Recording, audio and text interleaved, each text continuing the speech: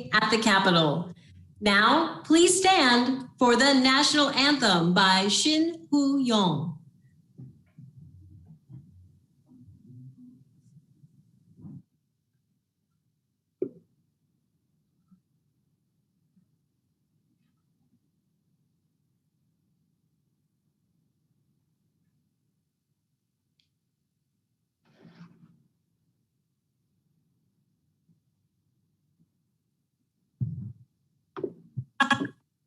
The dawn's early light, once so proudly we hailed, at the twilight's last gleaming, whose broad stripes and bright stars thrill the perilous fight. O'er the ramparts we wide, oh so gallantly streaming, and the rockets red glare, the bombs bursting in air, gave proof through the night that our flag was still there. Oh, say does that star-spangled banner wave? Oh, the land and the fray, and the home of the brave.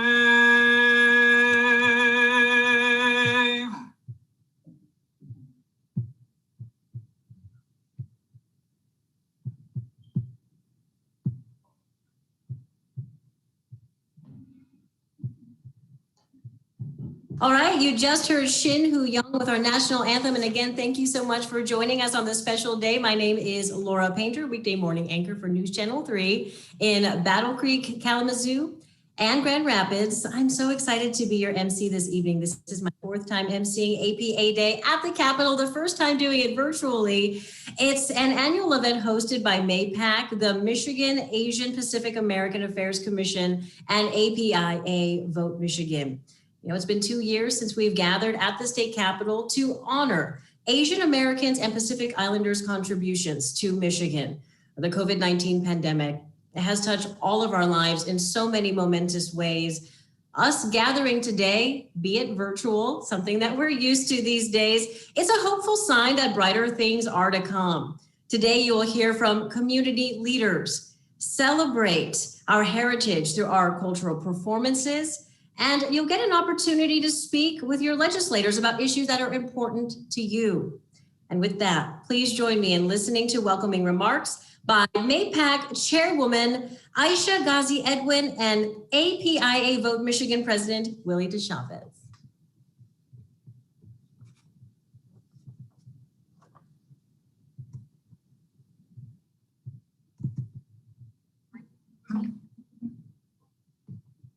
Good afternoon, community members, dignitaries, and elected officials.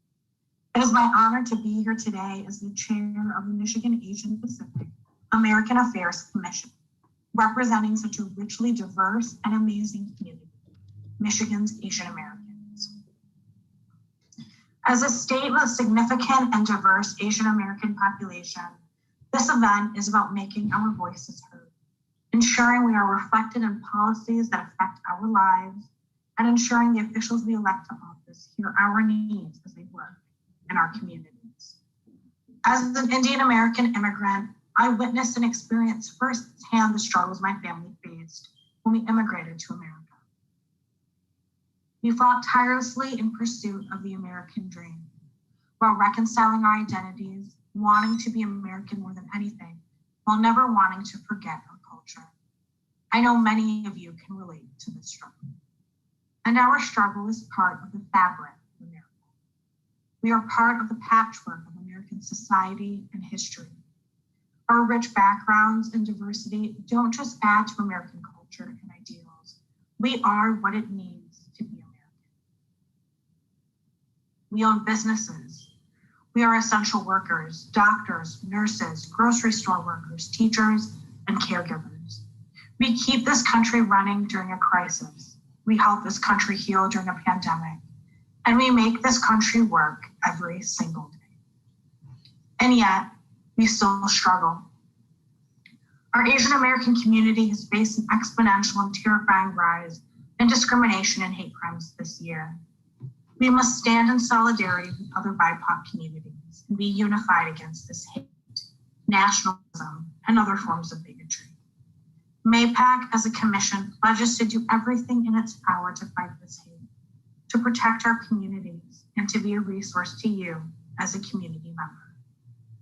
This event is also about celebrating our cultures, our lives, and our contributions to our great state of Michigan and beyond. I hope we can each remember that our rich cultures makes us more, not less American. Thank you for joining us, and we hope you enjoy the program.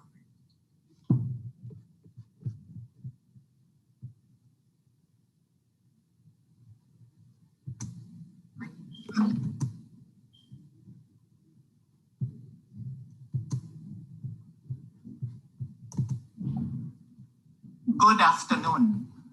My name is Willie D. Chavez, and on behalf of API Vote Michigan, I bring you all greetings from our board and staff.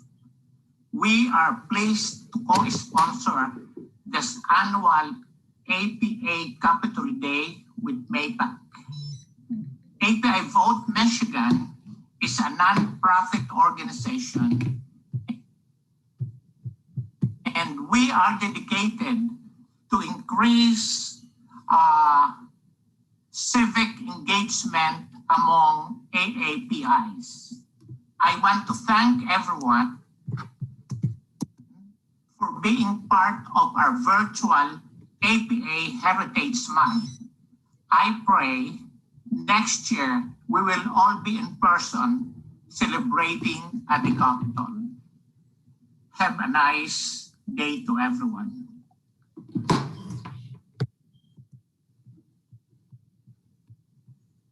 Now I would like to introduce our honorable keynote speaker, U.S. Congresswoman Grace Meng. Congresswoman Meng was born and raised in New York City. She attended public schools and graduated from the University of Michigan in 1997. After attending Benjamin N. Cardozo School of Law, she served as a public interest lawyer before representing Queens in the New York State Assembly in 2008. In 2012, she was elected to the U.S. House of Representatives. Congresswoman Meng is the first and only Asian American member of Congress from New York State. She has fought to expand opportunities for communities of color, young people, women, and she secured resources to help local small businesses. Ladies and gentlemen, please help me to welcome Congresswoman Grace Meng. Good afternoon, everyone. I'm Grace, and it's such an honor for me to join all of you from Queens, New York City. Although I am not a stranger to the state of Michigan, I attended college at the U of M and spent many of my formative years in the state of Michigan and have been back to visit multiple times. I'm so honored to join with all of you today and really want to thank MAPAAC Chair Ghazi, Chair DeChavez of APIA Vote. I see my friend Senator Stephanie Chang, and I'm just so proud of her for the passage of her budget amendment. I think it was just a few hours ago, which provides direct relief to going towards helping our AAPI community members and organizations on the ground. I want to recognize Representative, I think Senator Wajno. I apologize if I mispronounced that, and Representative Kuppa. And I apologize for leaving anyone out. But I wanted to be here with all of you, appreciate this opportunity as we gather to celebrate APA Heritage Month. And while we are glad to be together, even though just virtually to celebrate, we know that this year's celebration and commemoration feels a little different. Our communities have gone through so much, especially over the past year in dealing with the coronavirus pandemic, but also that this virus of bigotry and discrimination that has been aimed towards our communities. And I just want to say that I know people are scared. I know that people are telling their family members, their loved ones, their elderly neighbors not to go outside and to stay home, and they'll bring the groceries and coffee to them. I know that parents are telling their kids not to go outside and play, even though the weather is getting nicer, and people are just terrified. For too long in this country, Asian Americans have often been seen as being invisible and silent, or seen to be foreigners and outsiders and not ever American enough. And I just want to say, in this moment of fear during this time, I am also hopeful, because I am so thankful to so many of our allies who have stood with us and stood up for us during this tough time. As an Asian American born and raised in this country, I've never felt such a widespread showing of support as I have in recent months from so many different communities and allies throughout this country. And I do believe that this is a galvanizing moment for our community, that we will come out of this stronger and more cohesive and more effective as we continue to make change together. Solidarity is the best solution to what is going on around us. I learned from a young activist who said, you know, racism is never the answer to more racism. It is solidarity. I know that right now we are having lots of difficult conversations. A lot of the conversations have been about the hate that is aimed at our community, but the conversations have also included topics of intolerance that may exist within our own communities. And we don't necessarily have the answers, but it is literally up to you and me to have these conversations, to make sure that we as a diverse country are not just living in our own silos, working and, you know, existing side by side, but that we are truly taking the time to understand each other's communities and to be there, even though it might not affect us directly. And as Asian Americans, look around at every rally you attend, look around at all the people who are posting hashtags in support of us. We cannot only show up when the racism is aimed at our communities.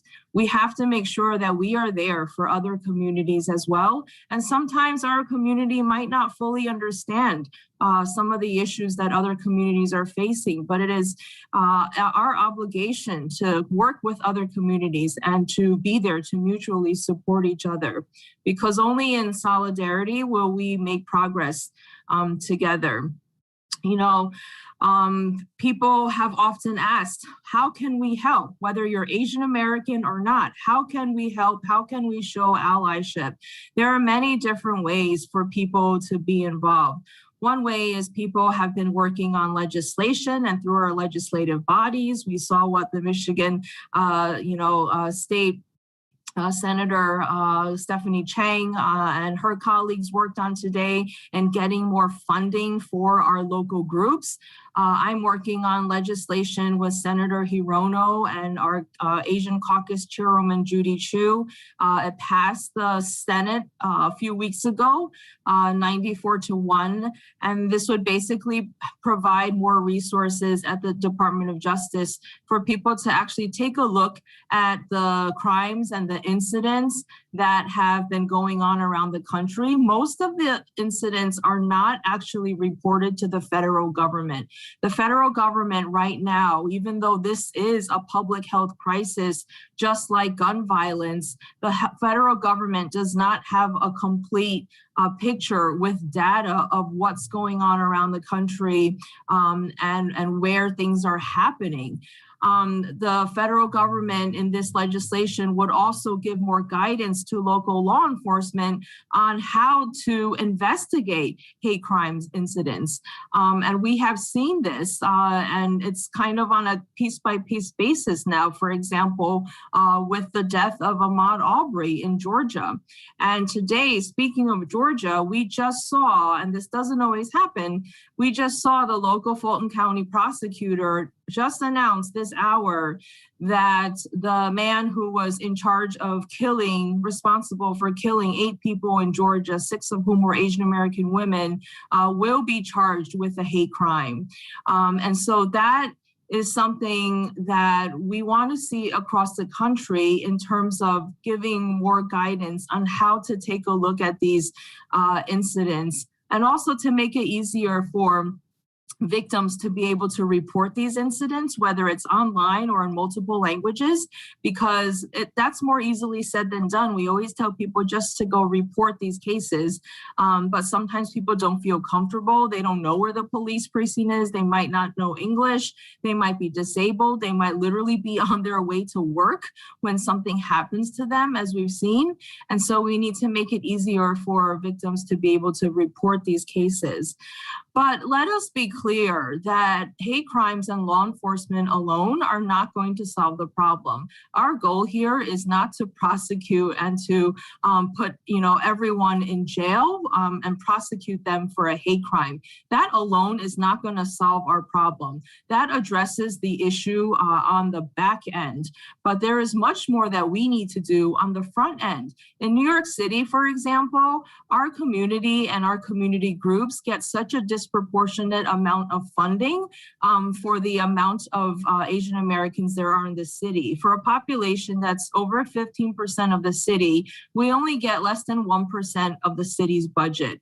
And so we have to talk about so much of the social network that is missing for these community groups. We also have to talk about mental health. A large percentage of the cases of these incidents are perpetrated by people who have mental health issues, and our country needs to do a better job at investing in better programs for people who need help.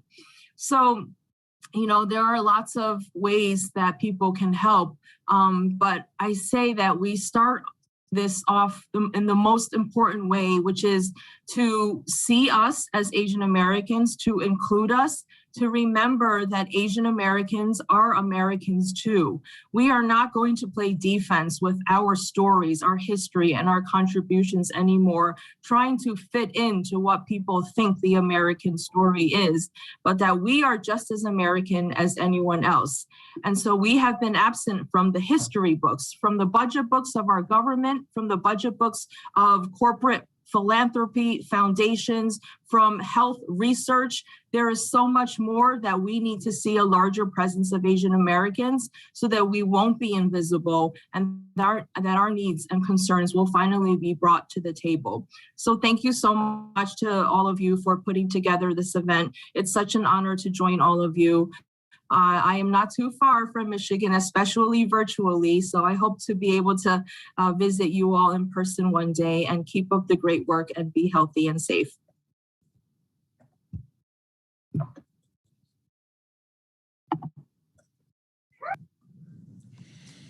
Thank you, Congresswoman Meng. Truly powerful and timely words. We know you're so busy. We appreciate all of your hard work. Keep fighting, and thank you again for your time. Thank you. Now here to present the Asian Pacific American Heritage Month resolution are our very own Asian American state legislators. Please welcome Senator Stephanie Chang and Representative Padma Kuppa. Hi, everyone. This is great timing because we're in the middle of voting still in the Senate, but we just went on a little break. So I am back It's really an honor to be with all of you. Thank you so much to MAPAAC and all the organizations who helped organize this really important event. Do miss seeing everyone in person, but hopefully next year. I really just believe that it's more important this year than any previous year to recognize Asian American and Pacific Islander Heritage Month.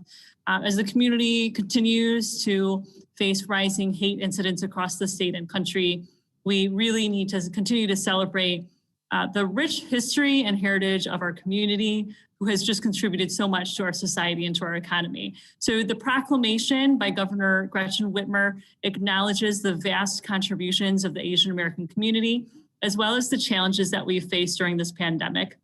I want to recognize, and the proclamation from the governor recognizes the many, many Asian American community leaders and organizations who have stepped up over the past year to facilitate the donations of hundreds of thousands of masks and care packages and so much more, while other Asian Americans are saving lives as doctors and nurses and other essential workers.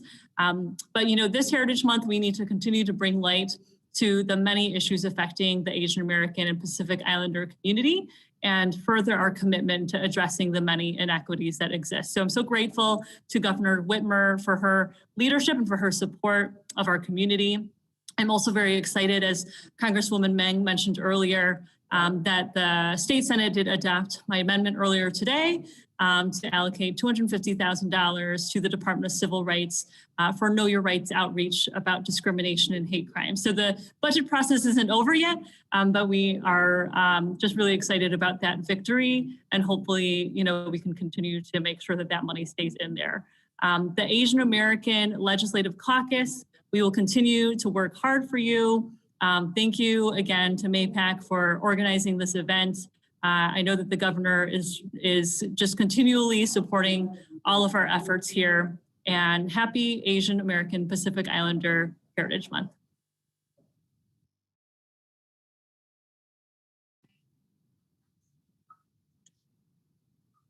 Hi, everybody. This is State Representative Padma Kuppa. I represent Troy and Clawson, and it's an honor to be here with all of you on APA Legislative Day with APA Vote Michigan, and also the MAPAAC commissioners and everyone that supports the need of being active and engaging the APA community in the legislative process.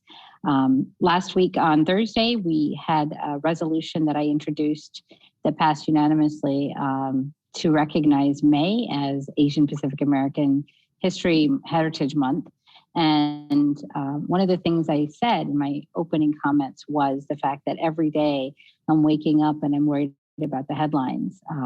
There's always something that refers to some act of violence committed against somebody from the APA community. And so, but this month is a time to celebrate, and it's a time to recommit ourselves to being engaged in the political process, in an advocacy, and making sure that our voices are heard, that we get, not only that we get a seat at the table, that our voices are actually listened to when we come forward with ideas, with concerns. I think that's really important. And I'm so pleased to follow in the footsteps of Stephanie Chang. Just absolutely phenomenal as the first Asian American woman, and to be the second Asian American woman, an immigrant myself. And today we had a press conference on something that both Senator Chang and I care very deeply about, and that is to ensure that everyone who lives here has opportunity to get their driver's license. We know that not only do undocumented immigrants have an issue, which has been the focus of the Driving Michigan Forward Coalition, but there are many of us who came in as H-1B or L-1 or H-4.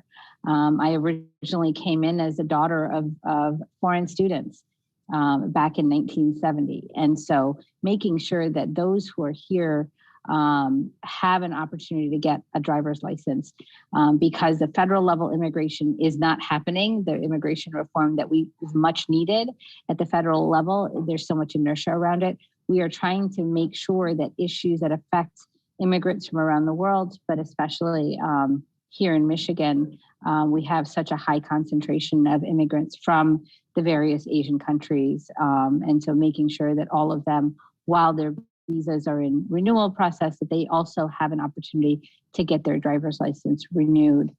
Since 2008, there have been problems with the way that we process driver's license renewals for legal immigrants. And so we're trying to fix that. We're really excited to work, my team for Troy and Clausen. We know we represent a lot of Asian immigrants, and I'm very proud of the work that I have done within the school district and within the city on issues of diversity and inclusion. And I want to continue that work here in the legislature. So thank you so much for having us, and thank you for being here. And, you know, ideas, we understand the importance of legislation that comes, and ideas that come from the community. So please make sure that, you know, if you have certain expertise, come forward and let us know, and we will try to make that happen.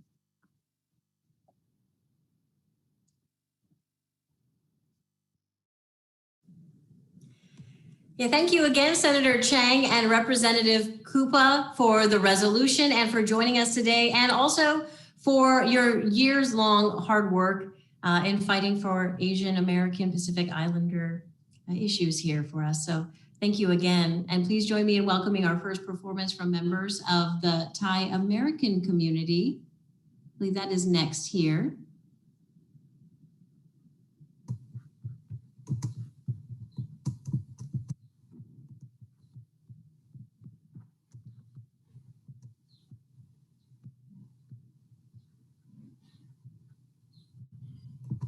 In Thailand and Laos, we have a ceremony called Bai Si, which is a traditional ceremony celebrating on any occasion deemed suitable to both welcoming guests and wishing them well on their departure.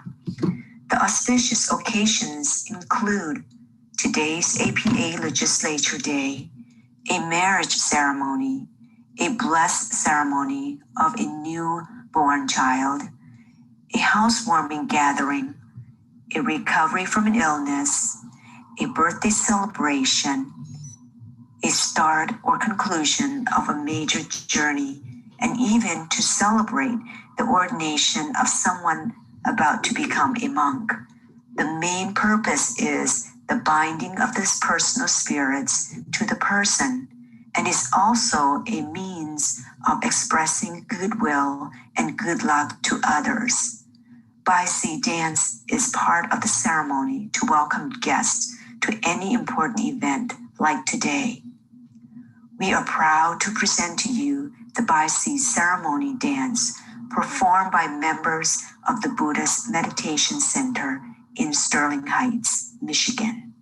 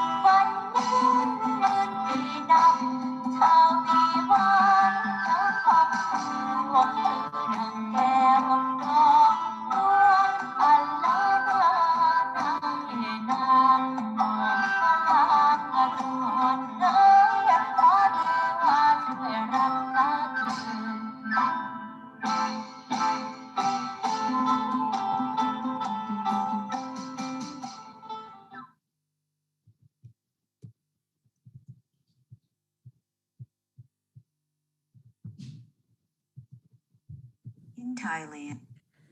How about that? That was awesome. If that doesn't make you, just really want to get out there and travel and see a live performance, I don't know what will. That was really fantastic. A round of applause for our Thai American performers. And thanks for sharing your cultural performance with us. Such a delight. There will be a few more performances at the end of our program. So please do not leave just yet. Right now, we do want to share a video from the Honorable Governor Gretchen Whitmer.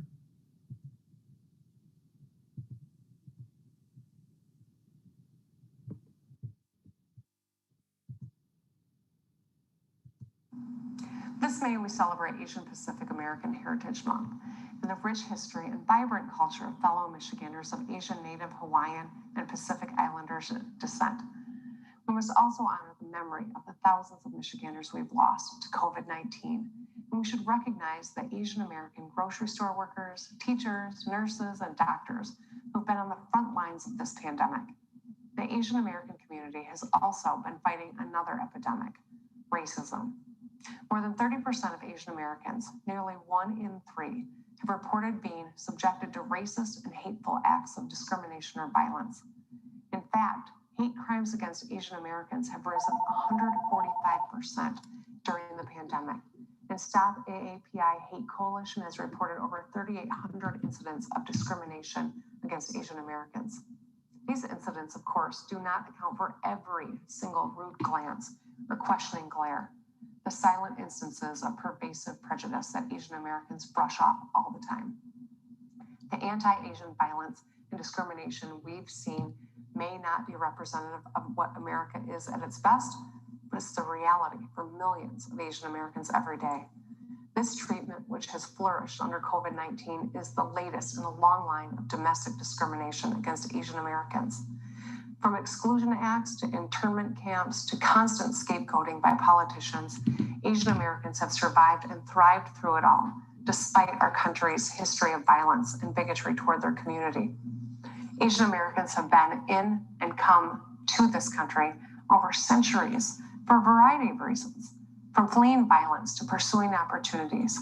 But what binds them together and what makes them fundamentally American is their presence, their power, and their persistence, their commitment to their children and the next generation, and their belief that brighter days are ahead. With extraordinary strength and courage, generations of Asian Americans have lived these American ideals. They've persevered and flourished. Asian Americans are an inextricable part of the American story and of the Michigan story. I'm incredibly proud of the 21 commissioners across Michigan who I appointed to MAPAAC, who are committed to supporting and mobilizing our communities, partnering with other organizations to address the issues impacting Asian Americans, many of whom call Michigan home. Thank you for all that you've done and continue to do. We must remain united in our fight against the parallel epidemics of racism and COVID-19 that we face. Together, I know we can live our values, not just say them out loud. Have a wonderful virtual day at the Capitol.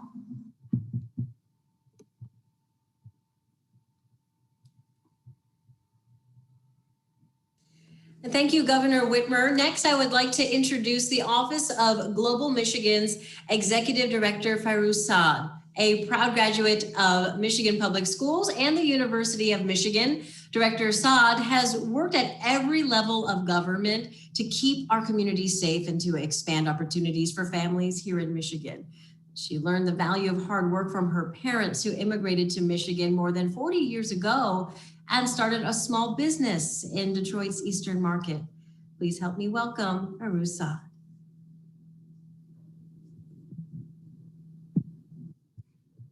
Hi, everyone. Thank you so much for that introduction and for moderating this event. It's such a pleasure to be with you all here today. Again, my name is Fairuz Saad. I am the Executive Director of the Office of Global Michigan. For those of you that don't know our office, you need to know it. I have the pleasure of serving for Governor Whitmer as the Executive Director, but the Office of Global Michigan has been around for a while, formerly known as the Michigan Office of Americans. Our office leads immigrant integration policies and programs for the state of Michigan. And when we say immigrant, we mean it broadly: refugees, asylees, those who have been here for 40 years, those who had just got here yesterday, and those that identify with the community like myself, who is the proud daughter of immigrants. So the Office of Global Michigan oversees the state's refugee services program, some workforce development programming, and also the state's 3 statewide ethnic commissions. In addition to MAPAAC, there's also the Commission on Middle East American Affairs and the Hispanic Latino Commission. Over the last year, we have been working tirelessly to ensure that all our communities have access to the necessary state services and programs to ensure everyone has equitable access. So we've done some things which include ensuring that all COVID-related materials and information are translated into 6 languages. 2 of those languages include simplified Chinese and Burmese. We've also held a number of events specifically with the APIA community targeted at small business owners, targeted at those that want to learn more about workforce development programming, learn more about COVID relief programs, and other non-COVID related issues like working with MSP on improving relationships between them and the communities that they serve, working with the Secretary of State on driver's license issuance, and so on and so forth, just working across the interagency and with our state partners to ensure that all Michiganders have equitable access. The common theme that you've heard here today is equity and inclusion, from Congresswoman Meng, State Senator Stephanie Chang, and State Rep Padma Kuppa. And here within the Office of Global Michigan, that is the lens in which we see the work that we do. How do we ensure equitable access for all communities, including APIA communities, and inclusion into state government resources and programs? And so you may not have heard of us, you may not have interacted with us, you may not have even known that we exist, but you can rest assured that there is someone in state government thinking about these issues every single day. And so I encourage you to become familiar with our office and reach out to our office if you have more questions. You can reach us at newamericans@michigan.gov. So again, thank you so much for allowing me the time to speak and be with you all here today. And I just want to say happy Asian American Pacific Heritage Month, and thank you to MAPAAC and APIA for this event.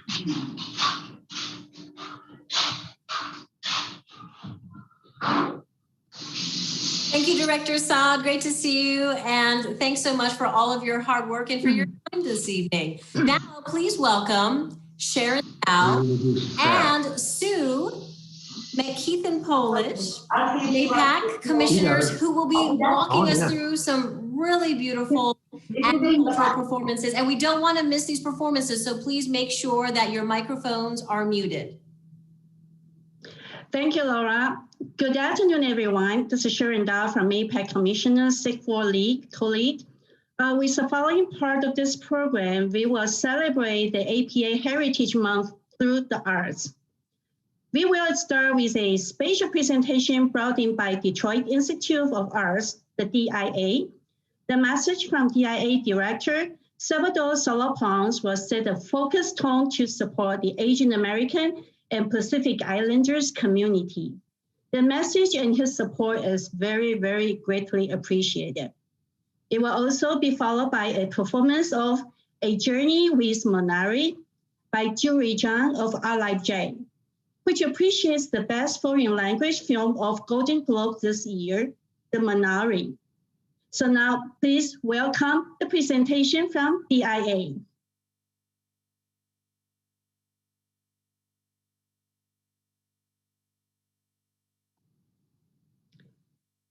Where's DIA?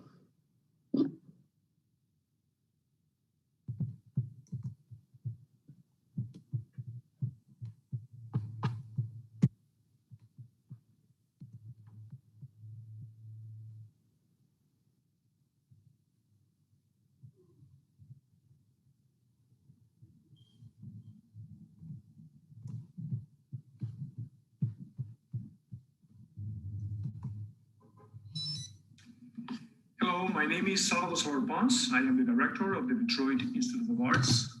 The DIA is proud to support Asian American and Pacific Islander members of our communities. Through our galleries, programming, and online resources, the DIA strives to give a platform to the diverse cultural heritage found in Southeast Michigan and our nation. We recognize the contributions of contemporary AAPI artists and community members as an integral part of the overall fabric of American society and stand in solidarity to stop Asian hate. We thank you for joining us today as we kick off our program series honoring Asian Pacific American Heritage Month. And we hope you celebrate our AAPI neighbors with us all month long through music, dance, cuisine, film, discussions, and puppetry. Thank you very much.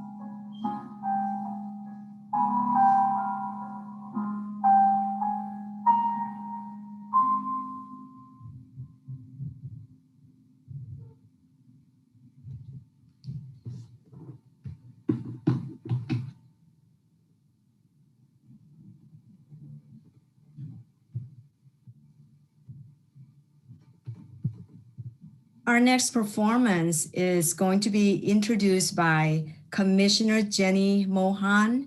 She is from our Burmese community, and I am very excited for her to introduce our next performance. Hello, everyone. My name is Jenny Mohan, and I am one of the MAPAAC commissioners. I'm so honored to introduce our next performers. We will now hear a performance by Veronica Barr and Lilian Sonset from the Burmese community in Battle Creek. The song is called Bien Tue Me Yet, meaning the day we meet again. This song is about missing our beloved home country, Myanmar. It means a lot to us, especially considering the recent events in Myanmar. So without further ado, please welcome Veronica and Lilian.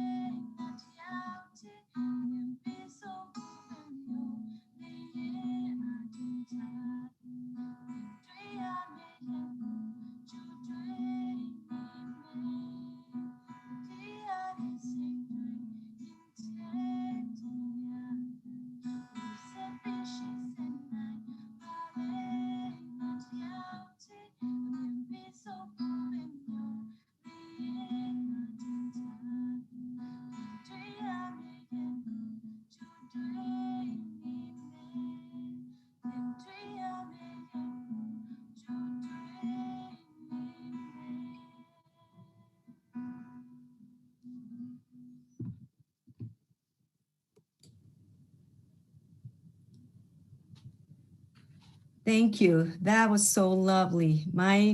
It touches my heart because Burma is right next door to my home country, to Thailand. So our hearts go out to Burmese. Our next performance is also very exciting. It's by the Chinese Yo-Yo Diablo team from U of M, Ann Arbor. So please enjoy our next show.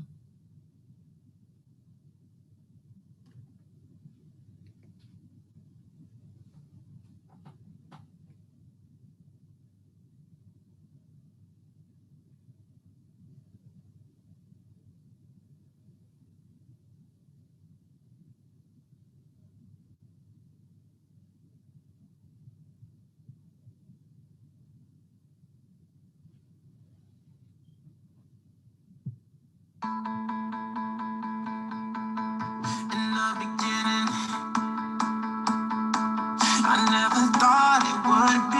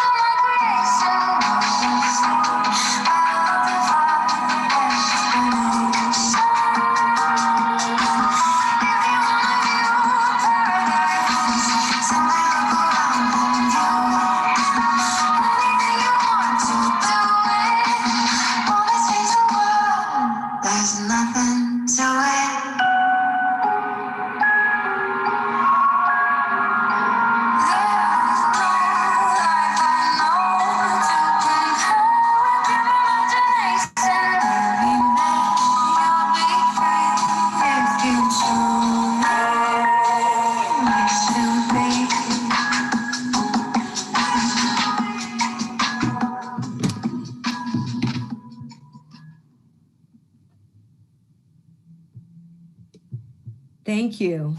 Our final performance is from the Mathanji Dance Company.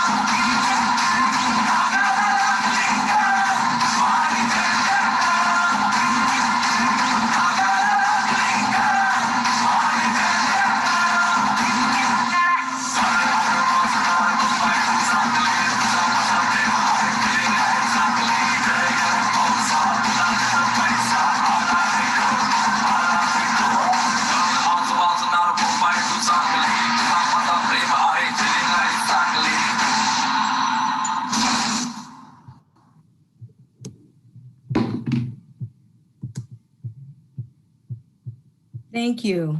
Thank you for all the amazing performances. On behalf of MAPAAC SIG4 commissioners, Sharon and myself, Sue McKeithen Polish, Jenny Mohan, Ryan Rosario, Joe Tasma, and MAPAAC Chair Aisha Ghazi Edwin, I would like to thank everyone for celebrating the APA Day with us. Special thanks to our guest speakers and keynote presenter, Congresswoman Meng. Thank you. And we definitely want to extend our appreciation to MAPAAC SIG1 colleagues and APIA Vote Michigan for making this event a success. For the cultural presentations, we have Xinhu Yang from Grand Rapids for National Anthem, Thai American Dance Group from the Buddhist Meditation Center in Sterling Heights, DIA Director Salvador Solopon for inspiring message, which is very important to our Asian community, Jury Zhang for the Minori Dance, Veronica Parr and Lao Lian from Burmese American community, the Chinese Yo-Yo Diablo team of University of Michigan Ann Arbor, and the Sanchi Dance Company from Indian American community. Thank you all for supporting our Asian community and sharing your wonderful presentations for our event today. So with this, we hope everyone get to enjoy the program today. And now let me hand it back to Laura. All right, thanks so much, Sue, for those beautiful cultural presentations that you brought us. It was really great and energizing to see. Well, guys, we are at the end of our first portion of this evening, just the first portion. But it really, I have to say, it has been truly an honor to be a part of this program with you all. As the president of the APIA Vote Michigan had mentioned to us earlier, I also hope that we will be able to join together at the Capitol in person, hopefully together next year, fingers crossed. And a huge thank you again to APIA Vote Michigan and MAPAAC and Rebecca Islam. You know, this has really been no easy feat in trying to pull all of us together from all over Michigan and across the country as well, having us all here online for this really special day. Their patience and their organization really and communication has been flawless. So right now I will hand it over to Rebecca, the executive director of APIA Vote Michigan, for closing remarks and to get us started on our second portion of the program here and the meetings with the legislators. Thank you so much. Thank you. Hi again. My name is Rebecca, and I want to echo what Laura and Sharon said by saying thank you to all of our speakers, our performers. Thank you all for joining us today. And I also want to thank MAPAAC for their partnership. Mai Zhang, I also want to thank Mai for her hard work behind the scenes. Thank you so much. I know I'm inspired and proud of the leaders we have representing us today. And it is because of their leadership and their efforts and their constant fight for greater equality for the API community and communities of color, and not just here in Michigan, but across the country, that we've witnessed progress of any kind. And I'm sure that they'd agree that we still have a long way to go in regards to equality and equity for our communities. But I'm really encouraged knowing that leaders as such, as those we've heard today, are working diligently to make sure that our issues are raised and addressed and that our voices are heard. With that, I'm really excited to lead us into, I would say, the most critical part of APA Day, Virtual APA Day 2021, and that is our breakout sessions with our legislators. They've already started joining us. We're so fortunate that we can hold this event virtually and to have these conversations with our legislators here today. We have with us 8 legislators who are joining, and shortly we will get started with the breakout sessions. And before we do that, I just want to explain briefly what will take place and how we're going to transition into those breakout sessions. So in the next segment of our program, we'll move into small breakout sessions where you will be with 3 to 4 legislators here today. And over the next 30 to 40 minutes, you'll have the opportunity to introduce yourselves and speak on 4 issues that we've identified and anything that is of concern in your community with these legislators. We've identified 4 issues that are important and pressing for the API community. And the issues that we want to speak on are on the rise of anti-Asian hate crimes, language access, increasing API cultural education opportunities for K-12 students, as well as funding to institutions and programs because of the pandemic, disruptive API workers for career-oriented training and upskilling for reemployment. And each breakout room will have a facilitator who will kind of guide that conversation for us. In Zoom room 1, we have Laura who will be facilitating that room. In Zoom room 2, it will be led by Leanda. And then Zoom room 3 will be led by Nikhil. So once again, once we launch the breakout rooms, you are free to attend whichever room is of your interest, and you may depart the room at any time, and you may join the main session here at any time. As we get closer to the 40 minutes mark, you'll receive a broadcast message saying that we are closing the session in 10 minutes and the participants can rejoin the session. If you need additional time, please feel free to let us know and we can keep your Zoom rooms open. Again, if anyone has any technical difficulties, please rejoin here in the main session and we will assist you.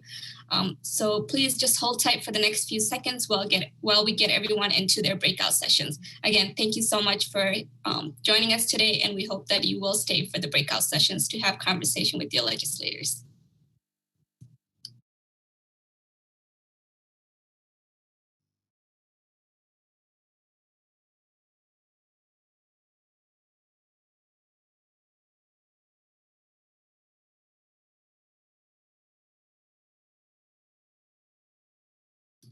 If you see a Zoom room popping up on your screen, please hit the join button.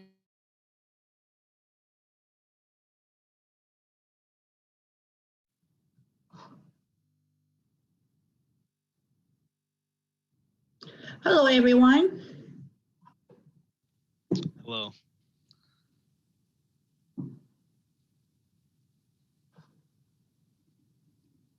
Nikhil, I will help watch out the chat room.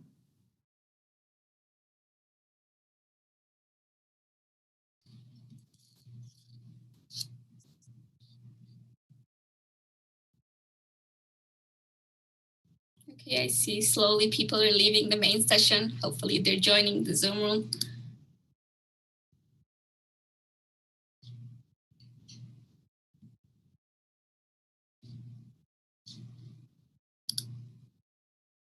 Yeah, we had over 75 people who joined us, so please bear with us while we get everyone into a Zoom room.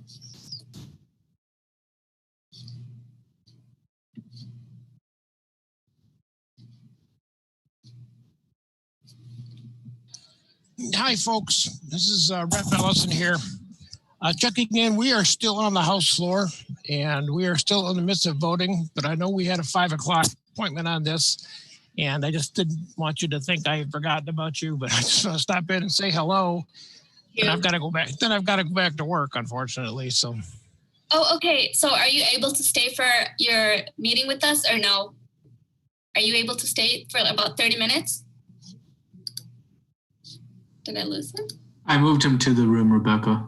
Okay. Yeah. No worries.